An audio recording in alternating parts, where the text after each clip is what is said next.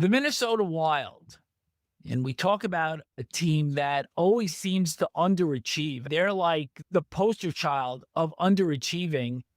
97 points last year, but lost in the opening round to Vegas in 6 games after having a lead in that series.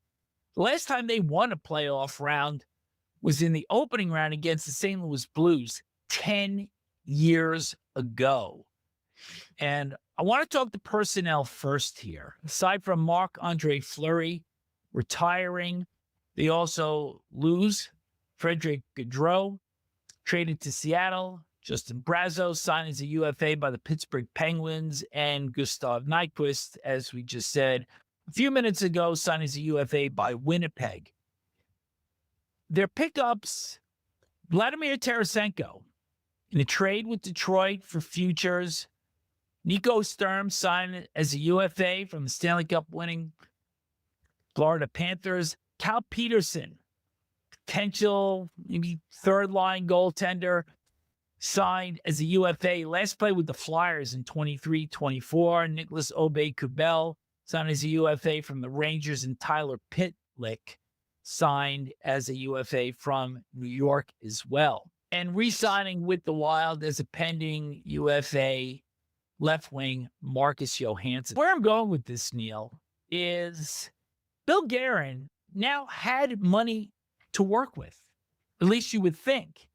And with the buyouts of Zach Parise and Ryan Suter, which took place in 2021, they're finally dealing in a situation where the dead cap space dropped from $14.7 million to $1.67 million.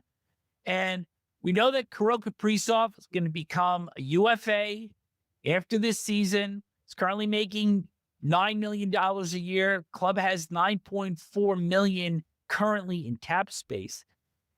Did you expect Minnesota to do a little bit more? I thought they'd spend some more money in the summer because I was waiting for Bill Guerin's hands to get untied because of the Suter and Parise buyouts. But he really didn't do that. He made a trade with Detroit for futures and gets Tarasenko, which gives him another offensive weapon up front for the power play particularly. But after that, there really wasn't anything sexy about what they did in the summer. There just wasn't.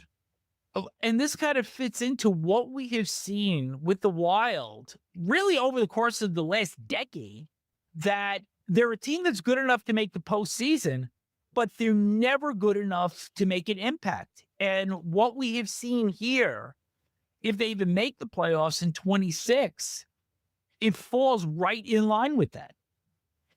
Yeah, they've got some real good players. Let me go through something with you. Kaprizov is an elite talent, no doubt about that. Yep. Joel Eriksson Ek is a very good player. Matt Boldy is a really good young up-and-coming star. They have also Ryan Hartman, who's one of these guys that is their Tom Wilson, I would say, and is a valuable guy. They've got some real character guys like Foligno. And on their back end, they've got 2 very good young players that are coming into their own. One who just started in the playoffs last year, and that would be Zeev Buyam. But Brock Faber is a real good defenseman and a young defenseman. And of course, they got their captain, Jared Spurgeon, back there as well with Bogosian and Jacob Middleton. So their defense is pretty good.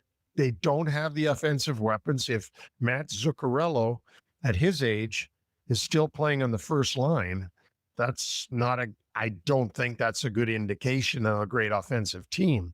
But they have some weapons. And as I said, Matt Boldy's getting better and better. Where can they go in the playoffs? I don't know. They are a playoff team, it looks like to me, the way that they're structured. They do have some potential depth in their prospect pool also. Defenseman David Jiricek.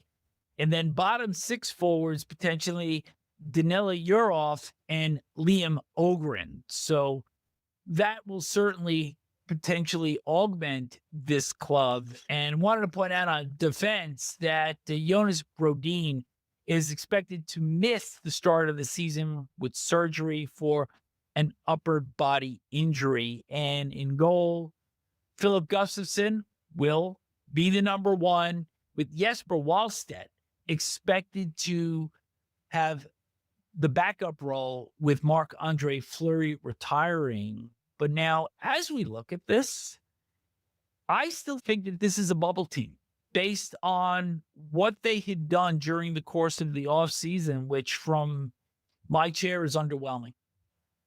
Yeah, I think it's a wild card team. I don't think that they're not in the class of Winnipeg, Dallas, and Colorado, but I don't think they're certainly not down with Chicago. I think they're above St. Louis and above Utah. That can all change with one injury. You could be right, Vic. They could be just a bubble team. I think the best we can hope for with them is a wild card spot. I agree. And when we do the Pacific, I'm going to give some props to Anaheim, but that's for the next show. And also, before we drop this, remember also you talked about the potential of the big injury. Kirill Kaprizov missed a lot of time last year. He sure did. And if any of those bigger forwards for them, talking Matt Boldy among them, they miss a significant amount of time, there are going to be 2 or 3 clubs that are waiting to jump into a wild card spot and could vault Minnesota. Just saying. Oh, absolutely. No, there's no doubt about it. And their head coach, John Hines, is going into his 3rd year with the Wild. He succeeded Dean Evison, and he's got to prove something too. When you're in your 3rd year as a head coach, it's a year where you've got to do good things, or else the GM starts looking around saying, maybe that's the reason we are not getting anywhere.